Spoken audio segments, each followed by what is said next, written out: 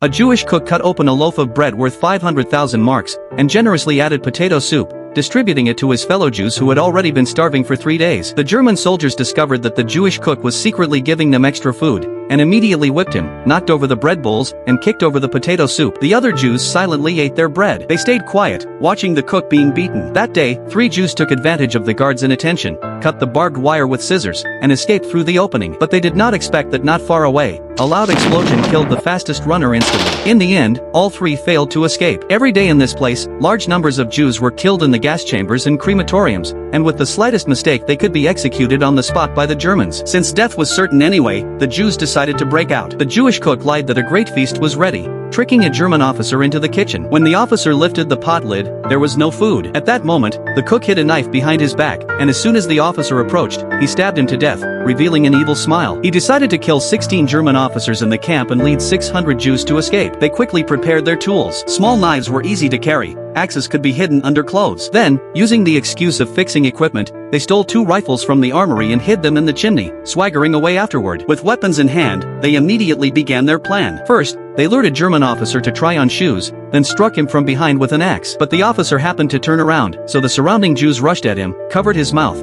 and stabbed him with small knives until he died. Next, they lured another officer to try on a coat. As soon as he put on the leather jacket, the Jews rushed out and strangled him to death. They killed 15 German officers in total, and also cut the communication cables to prevent the Germans from calling for reinforcements. Meanwhile, a woman's child was discovered by a patrolling German officer. The woman begged him to spare her child, but the officer said, "There are no babies in Sobibor." The woman spat in the German's face, seized the chance to grab her child back. The officer was enraged. Later, the officer returned to his office and found a body lying there. He hurried to pick up the phone to call for help, but the line had been cut. He could only send his soldiers to notify others. The Jews realized their plan was exposed, and immediately gave the order for everyone to scatter and escape. German soldiers opened fire at once, bullets spraying wildly at the Jews. But the Jews, facing the hail of bullets, pushed the prison fence with all their strength. Many were blown up by landmines as soon as they rushed out, while machine guns kept firing. People fell every second. Even so, they continued to run desperately. In the end, out of 600 Jews, half managed to escape.